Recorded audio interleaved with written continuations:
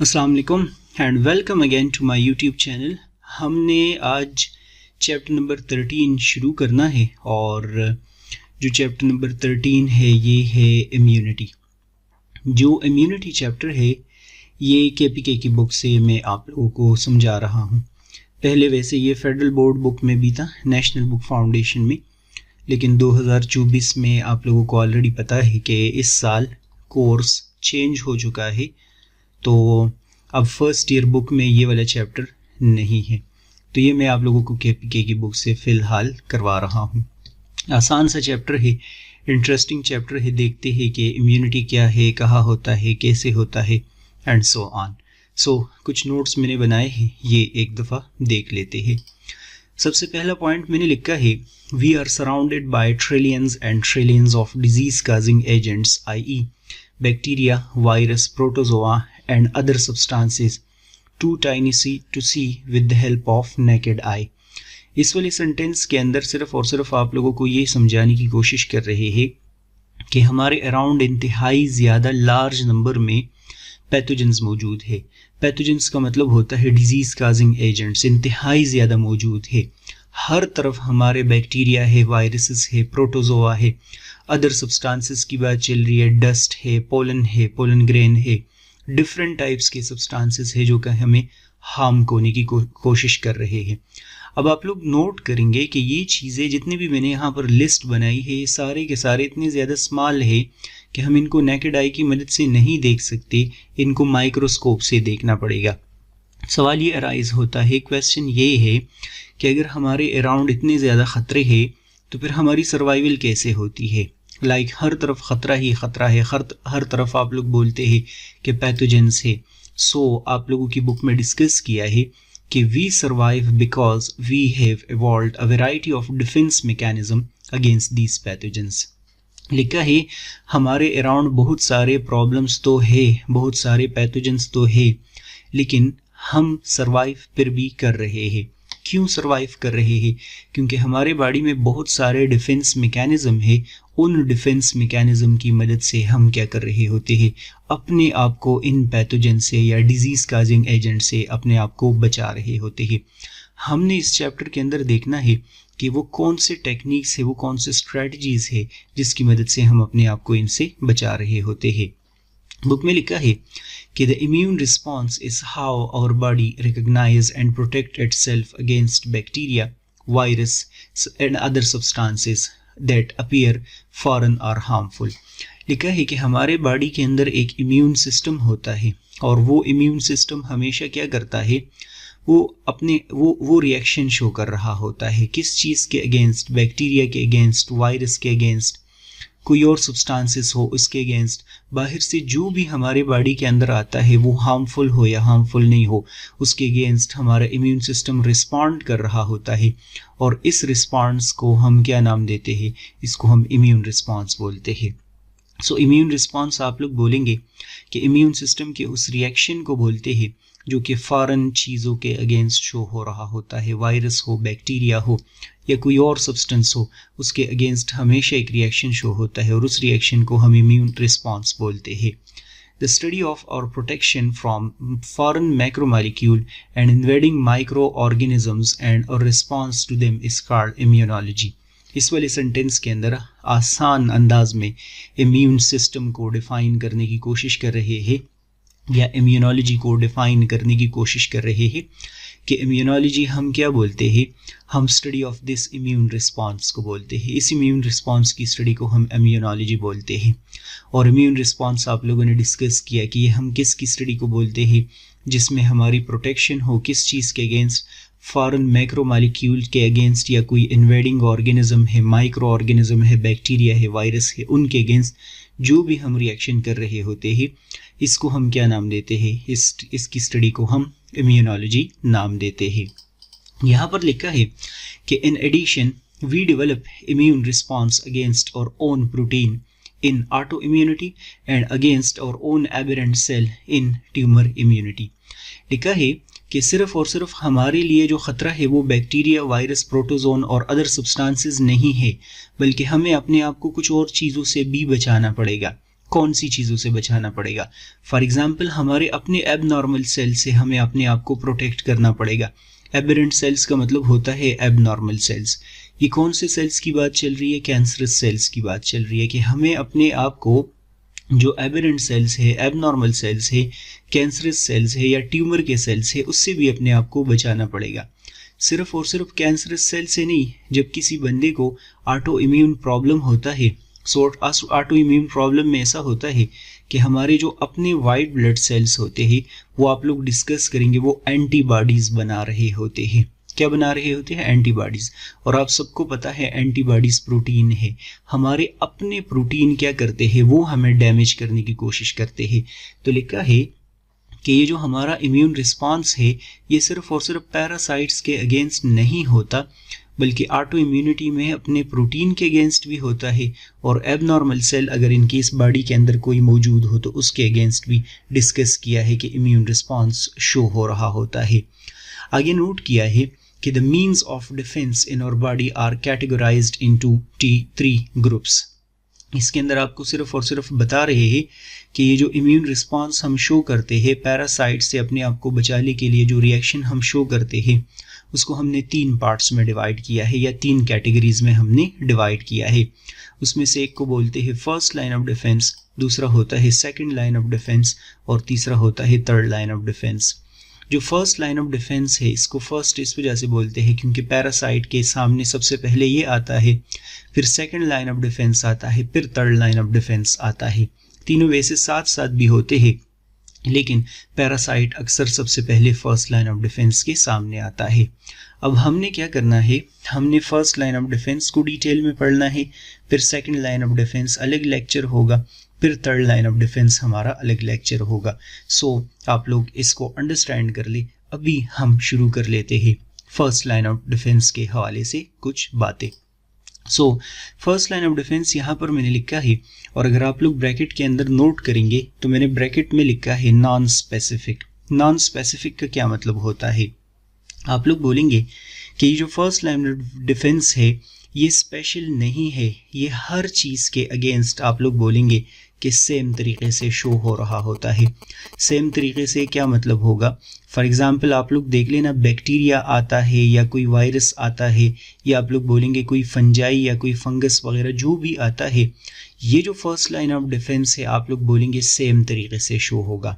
बिल्कुल एग्जैक्टली ये डिस्क्रिमिनेशन नहीं करेगा कि ये बैक्टीरिया है, ये वायरस है, ये फंगस है, सामने रहेगा, पैरासाइट को अंदर जाने की कोशिश नहीं करेगा। सो इसी वजह से हम इसको फर्स्ट लाइन ऑफ डिफेंस बोलते हैं और नॉन स्पेसिफिक बोलते हैं, क्योंकि ये पैरासाइट्स में डिस्क्रिमिनेशन नहीं करता। इसके डिफरेंट कंपोनेंट्स है। आप लोग बोलेंगे skin first line of defence का हिस्सा है, डाइजेस्टिव ट्रैक्ट के जो मेम्ब्रेन होते हैं फर्स्ट लाइन ऑफ डिफेंस का हिस्सा है। स्किन कोशिश करता है पैरासाइट अंदर ना जाए, डाइजेस्टिव सिस्टम का मेम्ब्रेन भी पैरासाइट को बाहर रखने की कोशिश करता है, रेस्पिरेटरी ट्रैक्ट का मेम्ब्रेन भी, यूरिनरी ट्रैक्ट का मेम्ब्रेन भी, रिप्रोडक्टिव ट्रैक्ट का मेम्ब्रेन भी आप लोग डिस्कस करेंगे कि ये पैरासाइट को बाहर रखने की कोशिश करता है या ट्राई करता है कि पैरासाइट अंदर की तरफ ना जाए।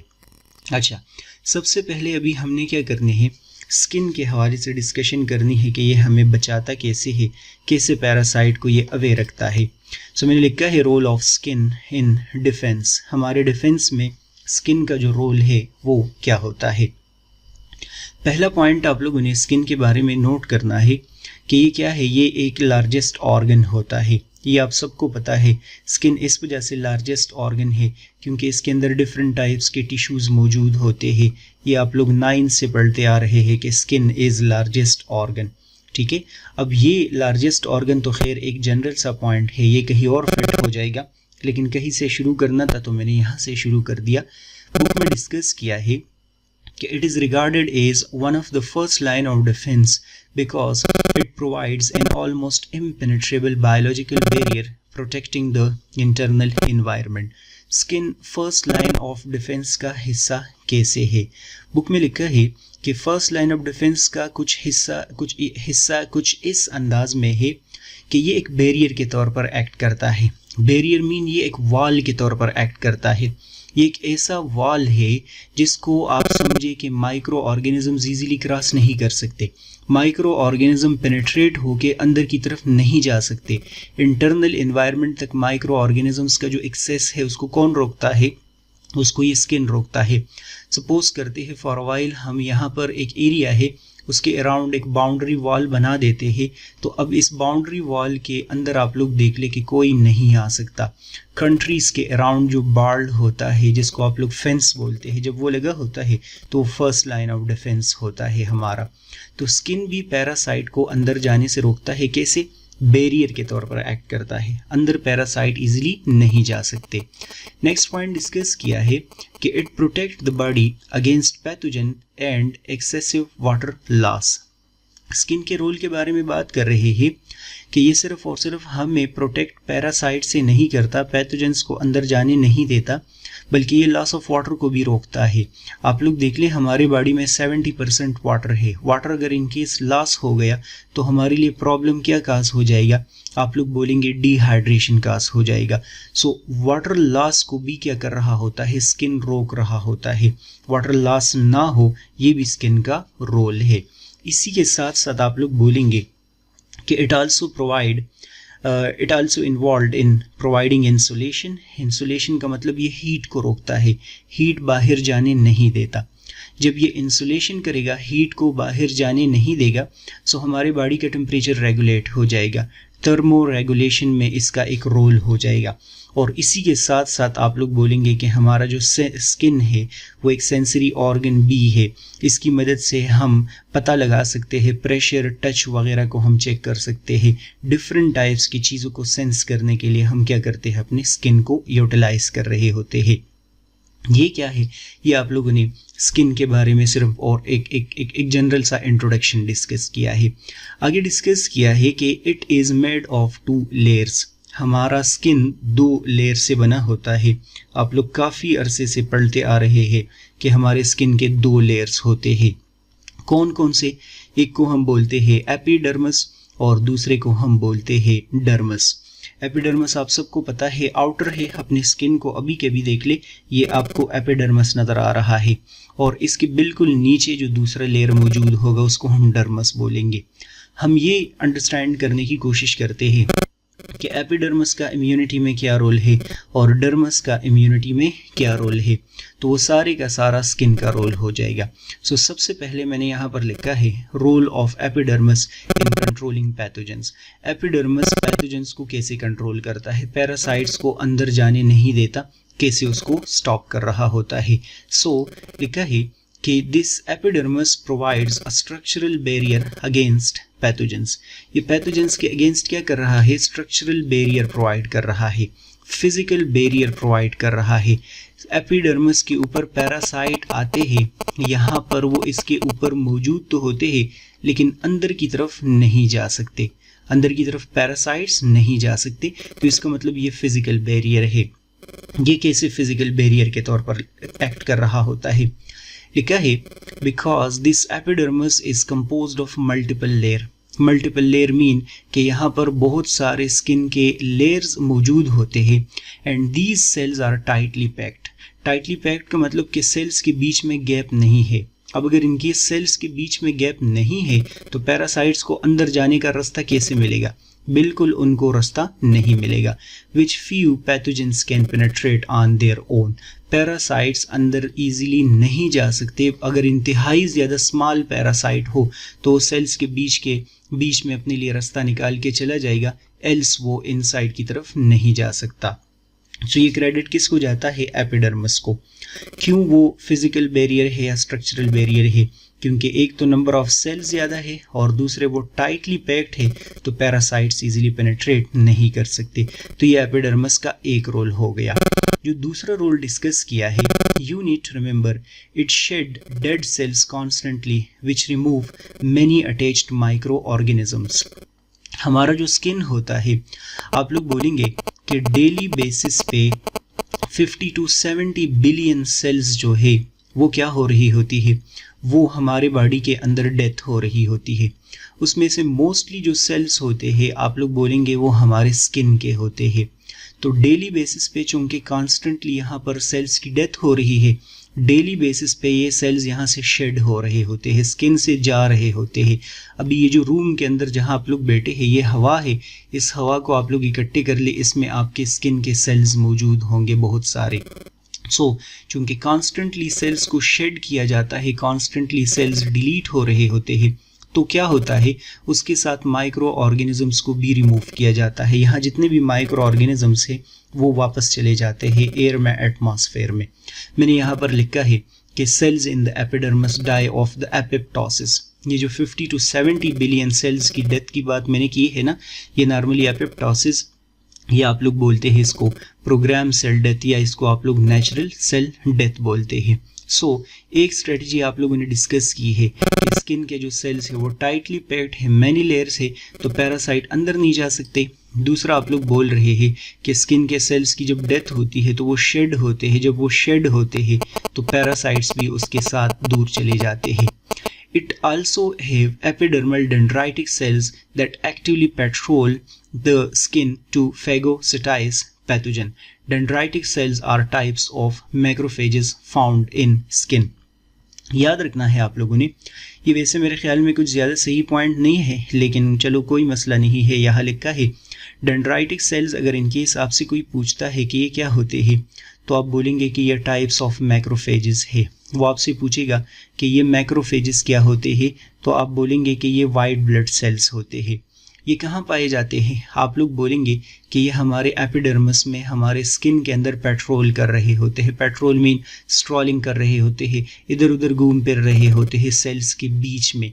जहाँ जहाँ भी कोई पैथोजन इनको नज़र आता है तो डेंड्राइटिक सेल्स उसको उस पर फीड करते हैं और फीड करके उसको डाइजेस्ट करके किल कर देते हैं। आप लोग बोलेंगे कि ये एपिडर्मिस की तीसरी स्ट्रेटजी है पैरासाइट से बचने के लिए। डेंड्राइटिक सेल्स क्या है, ये मैक्रोफेजेस के टाइप्स है। मैक्रोफेजेस वाइट ब्लड सेल्स के टाइप्स है। ये हमारे स्किन एपिडर्मिस में ट्रेवल करते हैं, जो भी पैथोजन नज़र आता है उसको इनगल्फ करके डाइजेस्ट करते हैं। फेगोसाइटोसिस आप बोलेंगे करते हैं, तो ये पैरासाइट्स को किल करने वाली बात हो गई। इसके बाद मैंने डिस्कस करना है आप लोगों के साथ role of dermis in controlling pathogen. Dermis का क्या रोल होता है, ये कैसे पैरासाइट को रोक रहा होता है या कंट्रोल कर रहा होता है। आप लोगों की बुक में लिखा है सबसे पहला पॉइंट कि dermis is located below epidermis. ये तो आप सबको पता है कि एपिडर्मस के बिलो ही होगा, ठीक है। यहाँ लिखा है मैंने कि it contains fibrous protein called collagen. Dermis में आप लोग बोलेंगे कि कुछ प्रोटीन पाए जाते हैं, और ये कौन से प्रोटीन होते हैं, फाइब्रस प्रोटीन होते हैं। ग्लोब्यूलर प्रोटीन नहीं होते बल्कि फाइब्रस प्रोटीन होते हैं। चैप्टर नंबर 2 में आप लोग डिस्कस कर चुके हैं कि globular protein almost round something होते हैं, स्फेरिकल होते हैं। फाइब्रस प्रोटीन अक्सर फाइबर के शेप में होते हैं। ये वाले जो प्रोटीन है collagen, it is tough protein है, और इसका फ़ायदा क्या होता है, it gave skin strength and pliability या फ्लेक्सिबिलिटी। ये स्किन को क्या प्रोवाइड करता है, फ्लेक्सिबिलिटी प्रोवाइड करता है। आप लोग बोलेंगे कि ये स्किन को टफ बनाता है, इजीली उस पर कट नहीं लग सकता। आप लोग बोलेंगे कि स्किन अगर इन केस चेंज हो जाए, सपोज करते हैं उसके ऊपर आप लोग प्रेशर अप्लाई करें ना, तो वो ब्रेक नहीं होगा। स्किन चेंज हो जाएगा लेकिन वापस आ जाएगा। फ्लेक्सिबल चीज़ें हम ऐसी चीज़ों को बोलते हैं जिसके ऊपर आप प्रेशर अप्लाई करते हैं, शेप वो चेंज कर देगा लेकिन वापस अपने शेप में आ जाएगा। तो स्किन भी ऐसा ही है, और ये सारे का सारा क्रेडिट किसको जाता है, कोलेजन को। अगर इनकेस कोलेजन नहीं होता तो हमारा स्किन ईजिली ब्रेक हो जाता तो फिर पैरासाइट्स अंदर जाते और मसला क्रिएट करते। इसी वजह से मैंने लिखा है कि because of this collagen protein skin resist abrasion and protect entry of pathogens. इसी वजह से लिखा है कि कोलेजन क्या कर रहा है, इसको फ्लेक्सिबल बना रहा है। फ्लेक्सिबल होने की वजह से अब ये ब्रेक नहीं करेगा। जब ये ब्रेक नहीं करेगा तो पैरासाइट अंदर की तरफ नहीं जा सकते। ये किसका रोल है, ये डर्मस का रोल है कि वो पैरासाइट को इनसाइड की तरफ नहीं जाने देगा। इसी के साथ साथ जो स्किन है उसके एक दो स्ट्रैटेजीज और भी है जो कि आप लोग एसोसिएट कर सकते हैं डर्मस के साथ। फॉर एग्जांपल हम ये देखते हैं कि स्वेटिंग का, जिसको आप लोग पर्सपिरेशन बोलते हैं, उसका पैरासाइट को कंट्रोल करने में क्या रोल है। वैसे स्वेटिंग आप लोग याद रखेंगे कि इसका जो प्राइमरी फंक्शन होता है वो कूलिंग इफेक्ट काज करना होता है। कूलिंग इफेक्ट का मतलब होता है कि टेम्परेचर ऑफ द बॉडी को क्या करना होता है, रेगुलेट करना होता है। इसका काम है टेम्परेचर को रेगुलेट करना। लेकिन यहाँ हम इम्यूनिटी में इसका रोल डिस्कस कर लेते हैं कि क्या इसका रोल होता है। So sweat is produced by sweat gland located in the dermis of skin. ये वैसी एक सिंपल सा पॉइंट है, हमारे स्किन के अंदर, हमारे डर्मस के अंदर स्वेट ग्लैंड्स मौजूद होते हैं जो कि असल में एक्सोक्राइन ग्लैंड्स होते हैं। और आप लोग बोलेंगे कि ये स्वेट ग्लैंड्स क्या करते हैं, ये स्वेट प्रोड्यूस करते हैं। इसका फंक्शन होता है स्वेटिंग करना। आगे डिस्कस किया है कि sweat contains salt enzymes which control the growth of pathogens on skin. मैंने आप लोगों को ये तो बता दिया है कि स्वेटिंग का जो फंक्शन होता है वो बॉडी के टेम्परेचर को रेगुलेट करना होता है। लेकिन हम यहाँ पर इसको क्यों पढ़ रहे हैं, तो आंसर यहाँ पर किया है कि हमारे स्वेट के अंदर क्या मौजूद होता है, साल्ट्स होते हैं और कुछ एंजाइम्स होते हैं। कौन से एंजाइम्स, लाइसोजाइम एंजाइम्स होते हैं। इस साल्ट का और लाइसोजाइम एंजाइम्स का जो फंक्शन होता है वो क्या है, पैरासाइट्स हमारे स्किन के ऊपर कंट्रोल होंगे, वो इजीली ग्रोथ नहीं करेंगे, उसको नॉर्मली किल कर दिया जाता है, अनफेवरेबल कंडीशन उसको दिया जाता है। लाइक ये कैसे पॉसिबल है, साल्ट और एंजाइम कैसे पैथोजेंस को कंट्रोल करते हैं। सो यहाँ आंसर किया है कि salt make the environment on skin surface highly सेलाइन and bacteria and other for bacteria and other pathogens. जाहिर सी बात है कि हमारे स्वेट के अंदर साल्ट मौजूद होगा तो वो साल्ट क्या हो जाएगा, वो स्किन के ऊपर रिलीज हो जाएगा।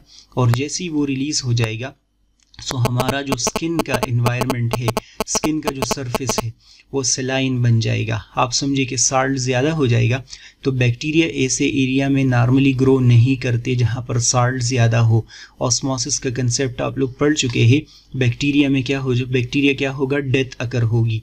इसी चीज़ को हम अक्सर क्या करते हैं, गांव में आप लोग देख ले कि कुछ लोग गोश्त लेते हैं, मीट, बीफ, मटन वगैरह जो भी है, उसके ऊपर साल्ट अप्लाई करते हैं। क्यों अप्लाई करते हैं, ताकि बैक्टीरिया वहाँ पर ग्रो ना कर जाए और उसको प्रिजर्व कर सके।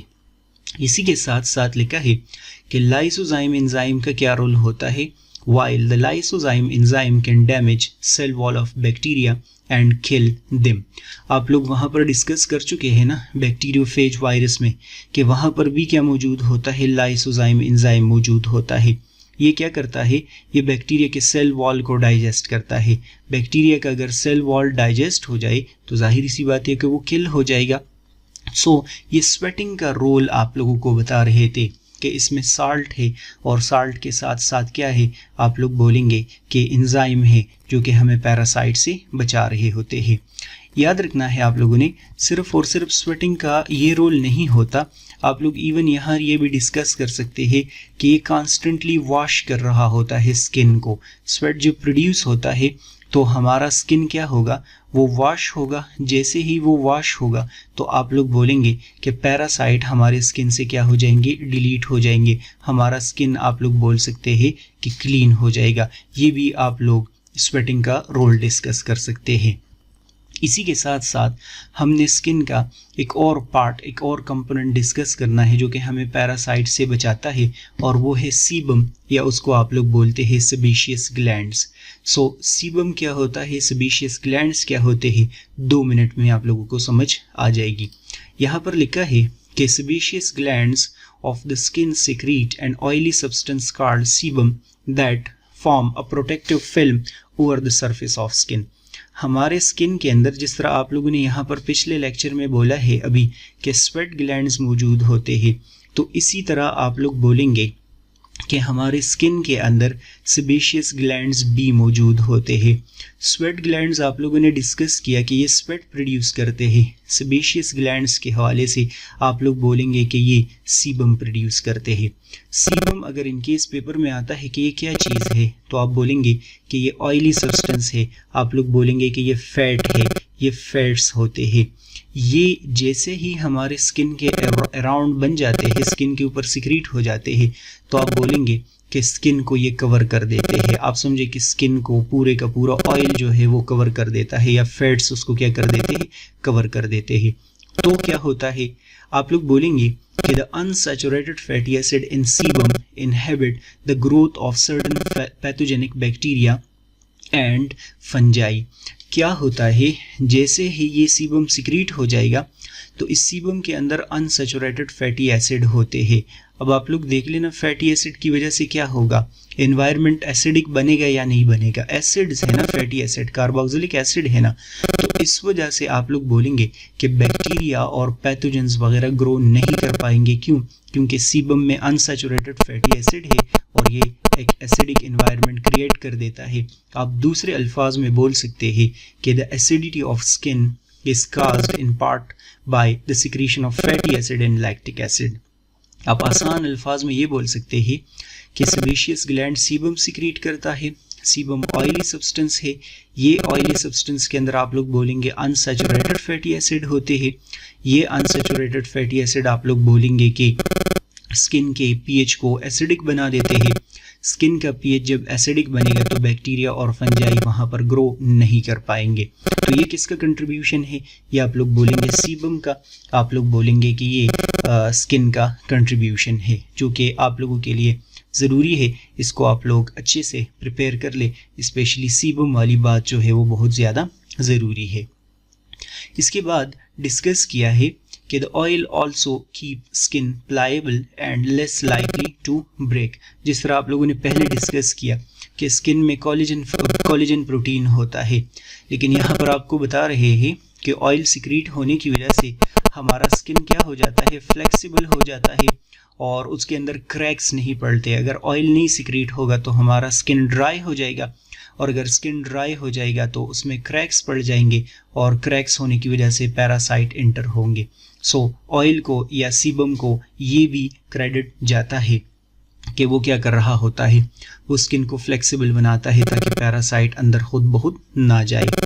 इसके बाद हमने डिस्कशन करनी है कि चलो ठीक है, पैरासाइट स्किन की मदद से नहीं अंदर जाते, लेकिन क्या पता पैरासाइट हमारे ओरल कैविटी की मदद से चले जाते हैं। सपोज करते हैं for a while digestive system में माउथ की मदद से चले जाते हैं। स्किन तो हर तरफ मौजूद है, लेकिन पैरासाइट माउथ की मदद से तो जा सकते हैं ना। तो देखते हैं कि डाइजेस्टिव सिस्टम क्या कंट्रीब्यूशन कर रहा है। बुक में लिखा है कि HCl in stomach is component of first line of defence against pathogens. अगर पैरासाइट हमारे डाइजेस्टिव सिस्टम की मदद से जाए या ओरल कैविटी की मदद से जाए तो आप लोग बोलेंगे कि उनसे बचने के लिए स्टमक के अंदर क्या बनता है, HCl बनता है। HCl इंतहाई ज़्यादा स्ट्रॉन्ग एसिड है जो कि हर चीज़ को क्या कर सकता है, डैमेज कर सकता है, डिस्ट्रॉय कर सकता है। सो HCl भी फर्स्ट लाइन ऑफ डिफेंस का हिस्सा है। ये भी नहीं चाहता कि पैरासाइट अंदर जाए ब्लड के अंदर and so on. HCl is a strong acid. ये करता क्या है, it lower pH of the stomach, germs can not survive in highly acidic environment. जाहिर सी बात है कि HCl जो है उसकी एसिडिटी ज़्यादा है, इसकी वजह से स्टमक का pH इंतहाई ज़्यादा एसिडिक हो जाएगा। आप लोग पढ़ते हैं 2 to 3 pH हो जाएगा, और पैरासाइट्स अब ऐसे इन्वायरमेंट में क्यों सर्वाइव करेंगे, नहीं सर्वाइव कर सकते। तभी मैंने लिखा है कि a healthy stomach remains sterile by the action of HCl। a healthy stomach remains sterile का मतलब है कि स्टमक बैक्टीरिया फ्री रहता है। स्टीराइल का मतलब बैक्टीरिया फ्री रहता है, क्लीन रहता है। कैसे क्लीन रहता है, HCl के सिक्रीशन की वजह से। सब कुछ जो है ये HCl डैमेज कर सकता है, स्ट्रॉन्ग एसिड है। सिर्फ और सिर्फ HCl नहीं, आप लोग बोलेंगे कि हमारा जो HCl है वो बैक्टीरिया, जो नॉर्मल बैक्टीरिया है जो स्मॉल इंटेस्टाइन के अंदर रहते हैं, उसकी भी ग्रोथ को रोकते हैं ताकि वो अंदर की तरफ ना आए। कहाँ ना आए, स्टमक के अंदर ना आए और वो कॉलोनीज ना बनाए। वहाँ पर जो है वो प्रॉब्लम तो नॉर्मली नहीं काज करते होते, लेकिन आप लोग डिस्कस करेंगे कि इनको स्मॉल इंटेस्टाइन में होना चाहिए ताकि हमारे लिए चीज़ें बना सके। इसके साथ साथ मैंने लिखा है कि स्टमक में सिर्फ और सिर्फ HCl अपना कंट्रीब्यूशन नहीं कर रहा होता, बल्कि बहुत सारे डाइजेस्टिव एंजाइम्स भी बनते हैं। आप लोग देख लेना, पेप्सिन एंजाइम बनता है, तो वो पेप्सिन एंजाइम क्या करता है, वो पैथोजन के प्रोटीन को काफ़ी हद तक डाइजेस्ट कर सकता है। सो पेप्सिन का भी कंट्रीब्यूशन आप लोग बोलेंगे कुछ न कुछ हद तक है, वो भी पैरासाइट को कंट्रोल कर सकता है। सिर्फ और सिर्फ स्टमक के एंजाइम्स नहीं, पूरे डाइजेस्टिव सिस्टम के एंजाइम्स पैरासाइट्स को किल कर सकते हैं। ठीक है। अच्छा, आगे मैंने डिस्कस किया है कि इस डाइजेस्टिव सिस्टम में सिर्फ और सिर्फ स्टमक का HCl डैमेज नहीं काज कर रहा होता, बल्कि जो सिलाइवा है वो भी कुछ न कुछ हद तक कंट्रीब्यूट कर रहा होता है। सिलाइवा का जो कंट्रीब्यूशन है वो क्या होगा, यहाँ पर लिखा है कि सिलाइवा एक तो पैरासाइट्स को वॉश करता है। टीथ के ऊपर अगर इनकेस पैरासाइट अटैच होते हैं, टंग के ऊपर अगर इनकेस पैरासाइट्स अटैच होते हैं, तो सिलाइवा उसको क्या कर देता है, वॉश कर देता है। सिलाइवा का काम होता है टीथ और टंग को वॉश करना इस केस में। इसी के साथ साथ लिखा है कि सिलाइवा में एक एंजाइम होता है जिसको हम बोलते हैं लाइसोजाइम एंजाइम, और इस लाइसोजाइम एंजाइम का क्या फंक्शन होता है, पैरासाइट्स और पैथोजेंस को किल करना। थोड़ी देर पहले आप लोगों ने डिस्कस किया कि लाइसोजाइम एंजाइम स्किन के जो स्वेट में भी होता है और ये इवन टीयर्स में भी होता है हमारे, और इसी के साथ साथ सिलाइवा में भी होता है। तो लाइसोजाइम एंजाइम आप लोग बोलते हैं कि ये बैक्टीरिया के सेल वॉल को डाइजेस्ट कर रहा होता है। सो ये क्या है, ये है डाइजेस्टिव सिस्टम का रोल। डाइजेस्टिव सिस्टम हमें कुछ इस अंदाज में प्रोटेक्ट कर रहा होता है।